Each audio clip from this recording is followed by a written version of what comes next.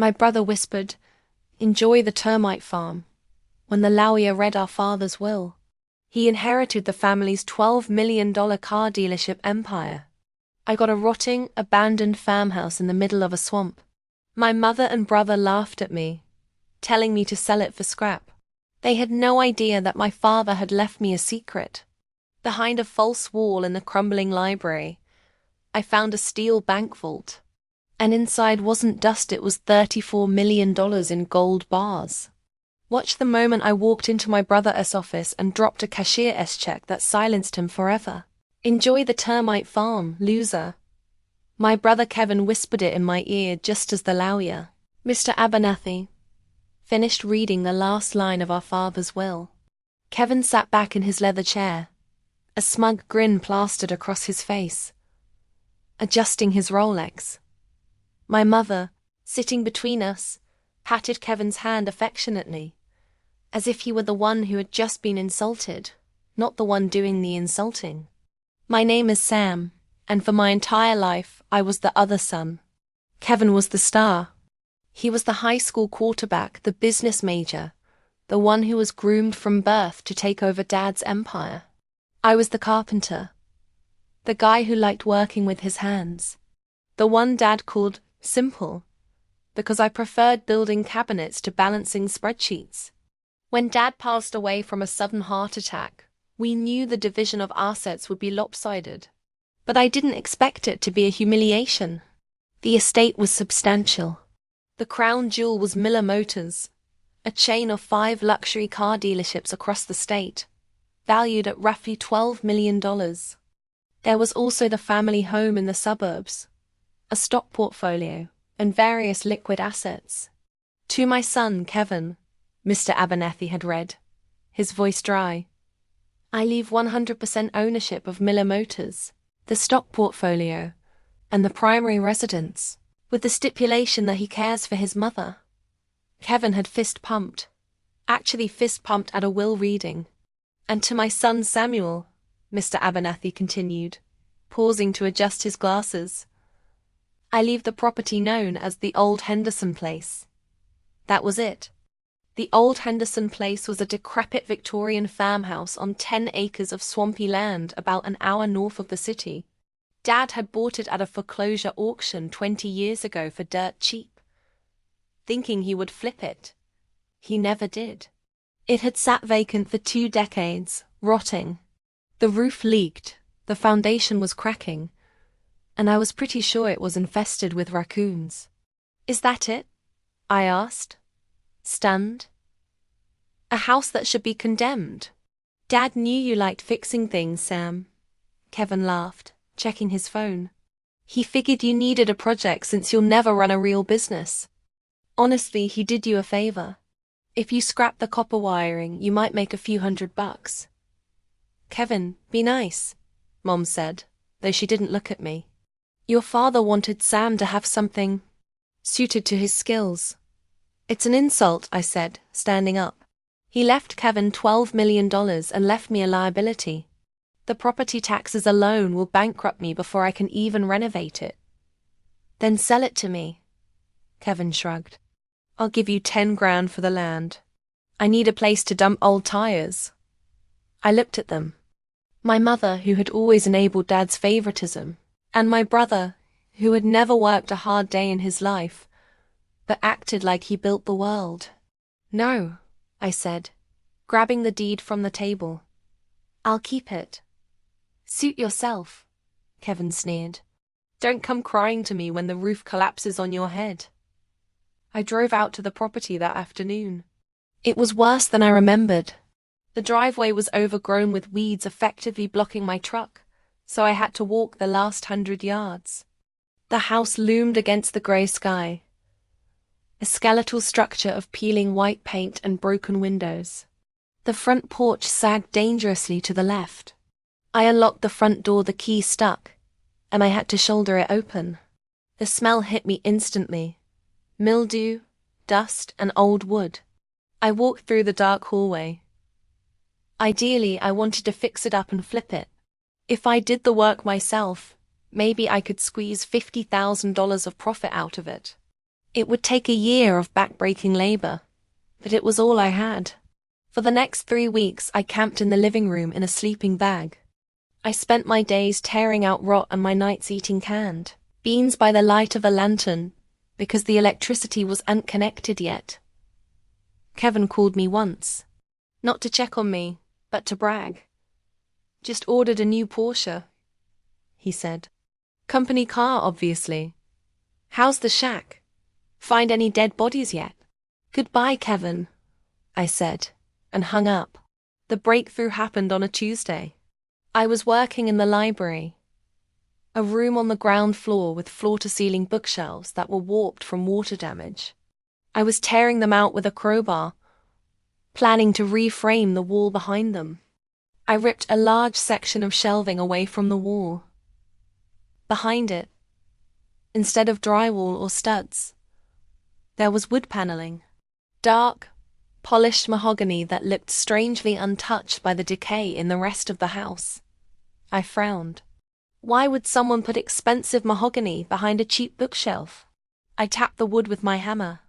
It sounded hollow. Curious, I looked closer. There was a seam in the wood, barely visible. It looked like a door, but there was no handle. I ran my fingers along the edge of the paneling until I felt a small knot in the wood. I pressed it. Click. A mechanism disengaged. The entire section of the wall popped forward an inch. My heart started pounding. I hooked my fingers into the gap and pulled. The heavy panel swung open on silent, well-oiled hinges. Behind it was not a room, but a steel door. A heavy, industrial-grade steel door with a dial combination lock, like a bank vault. I stepped back, wiping sweat from my forehead. This wasn't just a hidden closet. This was a secure facility. I tried the handle. Locked, obviously. I pulled out my phone and called Mr. Abernathy, the lawyer. "This is Sam Reed," I said when he answered. "I'm at the house. I found something, Mr. Reed. If it's about the property taxes, I already told you." "No," I interrupted. "I found a vault. A hidden vault behind a false wall in the library." "Did my father leave a combination?" Silence on the line. Then Mr. Abernathy's voice changed. It became very serious. "A vault? Are you sure?" "I'm looking right at it. It's massive. Your father never mentioned a vault," Mr. Abernathy said. "However, when he bought that house 20 years ago, he bought it from the estate of a man named Silas Thorne. Does that name mean anything to you?" "No." Thorne was an eccentric industrialist in the 1940s. Rumor had it he didn't trust banks. He died without heirs. Your father bought the house as is, contents included.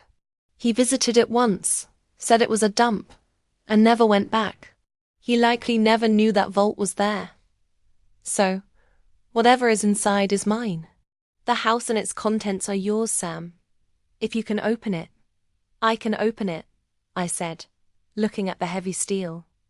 "I'm a carpenter. I have tools." It took me 4 hours. I couldn't crack the code, so I had to use an angle grinder to cut through the hinges.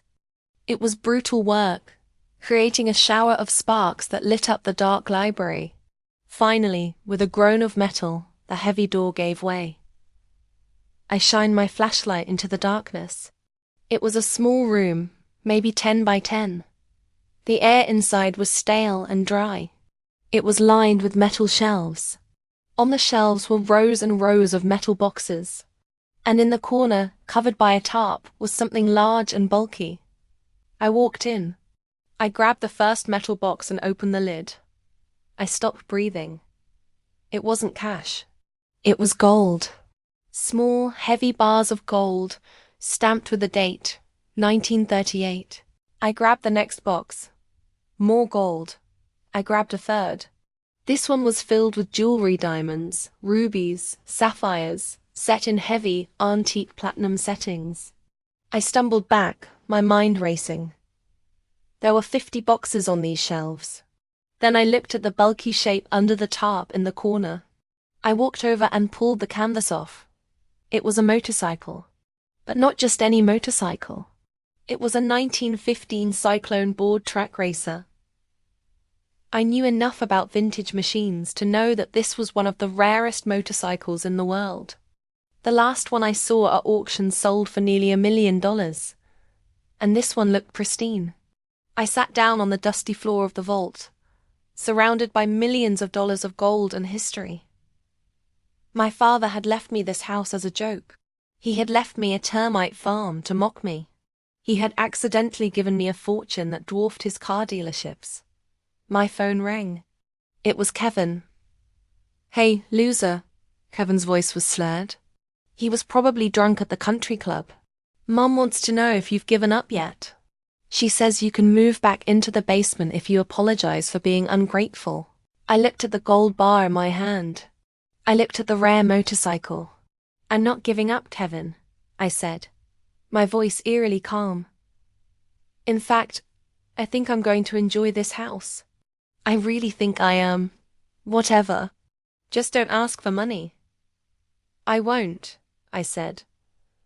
"Oh, and Kevin, you might want to sit down. I'm coming to your office tomorrow. I need to buy a truck. A big one." I hung up. I knew I had to be smart. I couldn't just start spending gold bars. I needed to get this appraised, catalogued, and insured. But more importantly, I needed to make sure Kevin and Mom couldn't touch it. I called Mr. Abernathy back. "Mr. Abernathy," I said, "I got it open. And you need to come out here. Now. And bring a security team." Mr. Abernathy arrived 2 hours later in a black SUV, followed by 2 armored trucks. He stepped into the library, looked at the open vault, then at the stacks of gold bars I had arranged on the floor, and simply took off his glasses to wipe them. "I stand corrected," Mr. Abernathy said, his voice trembling slightly. "It wasn't a termite farm. It was a piggy bank." The next 48 hours were a blur of appraisals and security protocols. We hired a private firm to catalogue everything. The final tally was staggering. The gold bars, worth approximately $22 million at current market rates. The jewelry collection, appraised at $8.5 million due to the rarity of the stones and the antique settings. The 1915 Cyclone motorcycle. It went to a specialized auctioneer who estimated it would fetch $1.5 million easily. There were also bearer bonds, antique coins, and stacks of Depression-era cash that had collector value. Total estimated value, $34 million. My father's entire estate, the dealerships, the house, the stocks was worth about $15 million. Kevin had walked away thinking he won the lottery. In reality, he had been given the appetizers, and I had been left the main course. "Is it mine?" I asked Mr. Abernathy as we sat in his office the next day. "Legally? Can they touch it?" "The wording in your father's will was very specific," Mr. Abernathy said, tapping the document. "I leave the property known as the Old Henderson Place, and all contents therein, to my son Samuel. It's ironclad, Sam. He didn't know the vault was there, but he legally signed it over to you. It's yours." "Good," I said. "Now I need a favor. I need you to set up a blind trust. I don't want the money in my name publicly yet. And I need a cashier's check for $120,000. "What for?" "I told Kevin I was going to buy a truck," I smiled. I drove my rusted, rattling 2004 Ford pickup to Miller Motors the next morning. I parked it right next to a gleaming row of Mercedes convertibles, enjoying the look of horror on the salesman's face. I walked into the showroom. It was sleek, modern, and smelled like leather and espresso. Kevin was in the glass-walled manager's office, feet up on the desk, laughing on the phone. When he saw me, he rolled his eyes and buzzed me in. "What are you doing here, Sam?" Kevin asked, not hanging up the phone. "I told you, I'm not buying that swampland for more than 10 grand. He finally hung up and looked at me with pity. Look at you. You've got sawdust in your hair. Mom's worried, you know? She thinks you're going to starve out there. I'm fine, Kevin, I said. Actually, I came to do business. Kevin laughed. Business? What, you want a job detailing cars? We're full up, but maybe I can squeeze you in for the night shift. I want to buy a truck, I said, pointing through the glass to the showroom floor. That one. The G-Wagon 4x4. The matte black one. Kevin stared at me. Then he burst out laughing. He laughed so hard he choked on his coffee. Sam, that's a G-Wagon. It's listed at $180,000. You couldn't afford the lug nuts on that thing. How much is it with the family discount? I asked calmly. Family discount? Kevin sneered. The family discount is for people who contribute to the family legacy. But fine, I'll humor you. Cost plus 5%. Call it $150. Do you want to finance it over... what? 80 years. I'll take it, I said. $150. Write it up. Kevin stopped laughing. He looked annoyed now. Stop wasting my time, Sam. Get out before I have security throw you out. I have real customers coming in. I am a real customer, I said.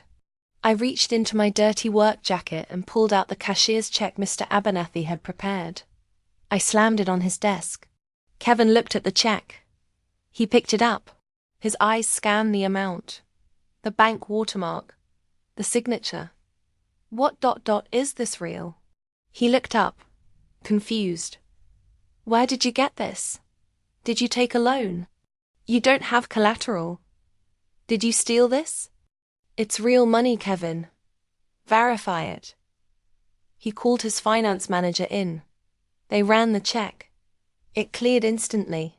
The mood in the office shifted from mockery to heavy, suffocating confusion. Kevin looked at me like I was an alien. How? He whispered. Did you sell the land? To a developer? Who paid you this much? I didn't sell the land, I said, taking the keys to the G-Wagon from the stunned sales manager. I'm keeping the land. I'm going to restore the house. It's got good bones. But where did the money come from? Kevin demanded, standing up. Dad didn't leave you cash. He left it all to me. He left me the house, I said, walking to the door, and everything inside it. There was nothing inside it. It was a dump. You'd be surprised what people leave behind, I said. Oh, and Kevin, you might want to turn on the news tonight. There's going to be a story about a historic auction. You'll find it interesting.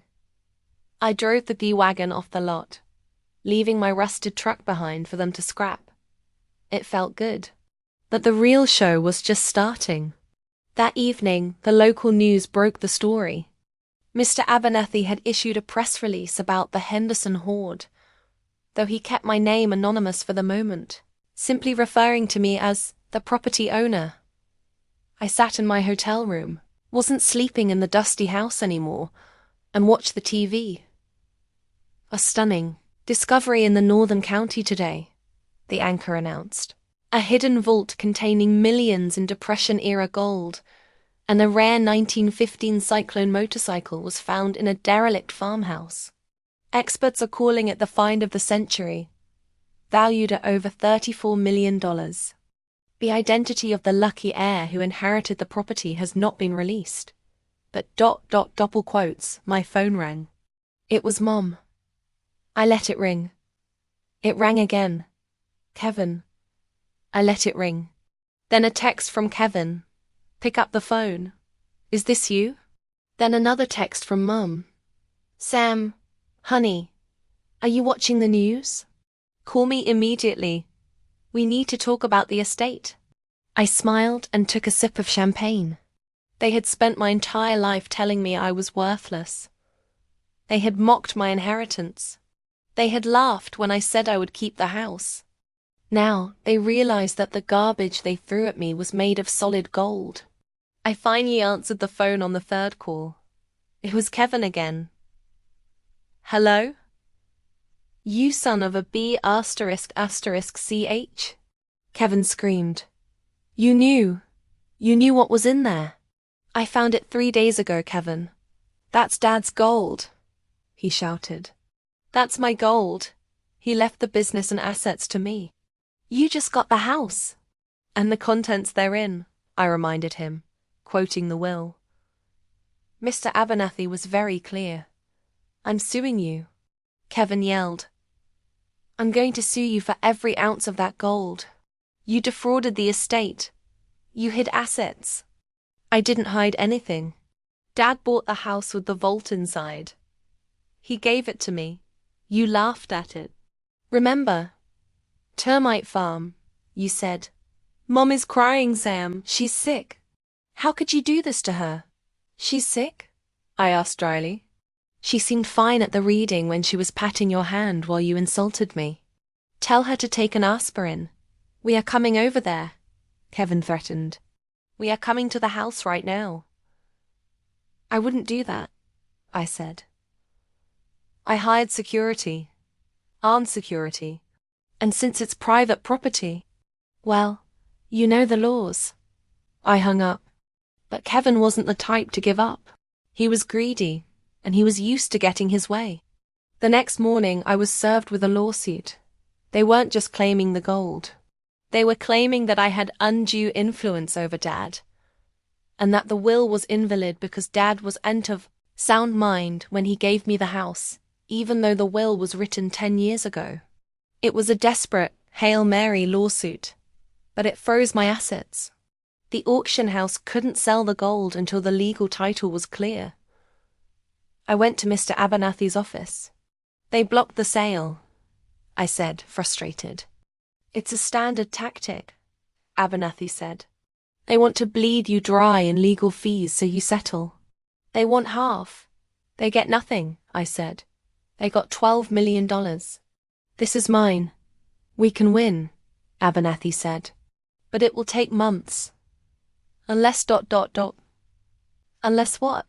Unless we find proof that your father intended for you to have it. Or at least, proof that he explicitly didn't want Kevin to have it.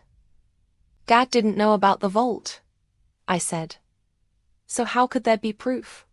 There was a journal, Abernathy said slowly. In your father's personal safe. Kevin has it. He took it after the funeral. If there's anything in there about the Henderson house, we need it. I knew that journal. Dad wrote in it every night. If he knew about the vault, even a rumor of it, it would be in there. Kevin will never give it to us, I said. No, Abernathy agreed. But under discovery rules for the lawsuit he just filed, we can demand all documents related to your father's estate planning. We filed the motion. Kevin stalled. He claimed the journal was lost. But then, I remembered something. Dad was paranoid. He made copies of everything. Digital copies. He had a cloud server for the dealership where he stored business records. But he also kept personal files there. And I, the simple carpenter who liked fixing things, was the one who had built the server room for Miller Motors 5 years ago. I knew the admin password. Mr. Abernathy, I said, pulling out my laptop. I think I can save us some time. I logged in. I navigated through the folders. Financials, inventory, personnel, and then personal. I opened it. There was a folder labeled Scans Journal. I opened the most recent entry, dated 2 weeks before he died. My eyes widened as I read the handwriting on the screen. October 14th. The doctor says my heart is weak. I need to get my affairs in order. Kevin is a shark, just like me. He'll take the business and run it well, or run it into the ground, I don't care. He has no soul, but Sam ... Tam has heart. I've been hard on him. I went out to the Henderson place today. I remembered the rumors about Old Man Thorne's gold. I poked around. I found the panel in the library. I didn't open it. But I know it's there. I'm leaving the house to Sam. If he's smart enough to find it, he deserves it. If he's not, well, at least he has a roof. Don't tell Kevin. He'd sell his own mother for a gold bar. I sat back, stunned. Dad knew. He knew the whole time. And he deliberately hid it from Kevin. Mr. Abernathy, I said, turning the laptop around. I think we just won the lawsuit. We presented the digital journal entry in court 2 weeks later. Kevin's lawyer tried to argue it was a fake, that I had hacked the system and planted it. That metadata doesn't lie. The file creation date was verified. October 14th, 2 weeks before Dad died. The IP address was Dad's home computer.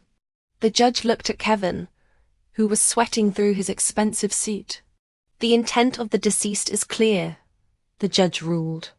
Samuel Reed is the rightful owner of the property and all its contents. The lawsuit is dismissed with prejudice. And Mr. Kevin Reed, you are ordered to pay the defendant's legal fees. Kevin stormed out of the courtroom, kicking a trash can on his way.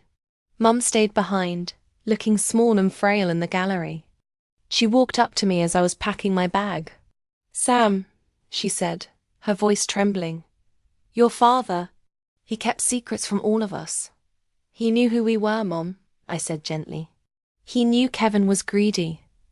And he knew you would side with Kevin. And your mother, she sniffed. We're family, this money. It changes things. It's too much for one person. We should share it. It's what your father would have wanted. I just showed you proof that it is explicitly not what he wanted, I said. He wanted me to have it because he knew I wouldn't let it destroy me. And he knew Kevin would spend it on cars and vacations within a year. That I have needs, she pleaded. The house is expensive to maintain. Kevin's business ... the market is down. He might need help. Kevin has a $12 million business, I said. If he fails, that's on him. And you have the house and your own savings. You'll be fine. So you're just going to keep it all? $34 million? And leave your family with nothing? I'm leaving you with exactly what Dad left you, I said. Miller Motors and the house. It was enough for you 2 weeks ago when you thought I was broke. It should be enough now. I walked away. The next year was busy. I restored the farmhouse. I didn't flip it. I made it my home. I fixed the roof, leveled the foundation, and polished the mahogany floors until they gleamed.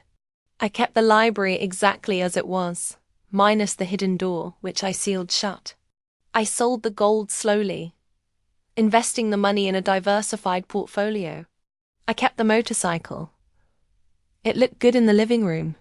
Kevin ran Miller Motors into the ground within 18 months. He tried to expand too fast, leverage the business to buy more dealerships. And when the economy dipped, he couldn't cover the loans. The bank foreclosed on the dealerships. He lost the house. Mom had to move into a condo. They called me, of course. Begging, crying, threatening. I sent Mom a monthly allowance, enough to be comfortable, but not enough to fund Kevin's lifestyle. I sent Kevin nothing. One afternoon, I was sitting on my porch, looking out over my 10 acres of swampland that I had turned into a beautiful nature reserve. A dusty sedan pulled up the long driveway. It was Kevin. He got out, looking disheveled. He wasn't wearing a suit anymore. He was wearing jeans and a t-shirt. He walked up the steps, looking at the restored house with a mixture of jealousy and awe. Nice place, he muttered. It is, I said, sipping my coffee. No termites. He flinched. Look, Sam, I need a job. I lost everything. No one will hire me because of the bankruptcy. I know you have money. I know you're investing in real estate now. I can manage properties. I'm good at sales. I looked at him, the golden child, The quarterback. The one who had everything handed to him and threw it away because he thought he deserved more. I don't need a manager, I said. But I do have a project. I bought an old warehouse downtown. It needs to be gutted. Drywall, framing, cleanup. Kevin stared at me. You want me to do manual labor? It pays $20 an hour, I said. Take it or leave it. He looked at his hands, soft and uncalloused. He looked at my G-Wagon parked in the driveway. He looked at the house that was worth more than he would ever make in a lifetime. I'll take it, he whispered. Good, I said. Be there at 7 a.m. Don't be late. He walked back to his car, shoulders slumped. I watched him go. Dad was right. I was the simple one. I liked building things. And maybe, just maybe, I could help rebuild my brother. Not with money, but with the one thing he had never experienced. Hard work. If you loved seeing the underdog win big, smash that like button. And here is a question for you. If you found $34 million in gold that your family didn't know about, would you share it with the people who mocked you? Or keep it all like Sam did? Let me know in the comments below. Don't forget to subscribe for more stories of karma and justice.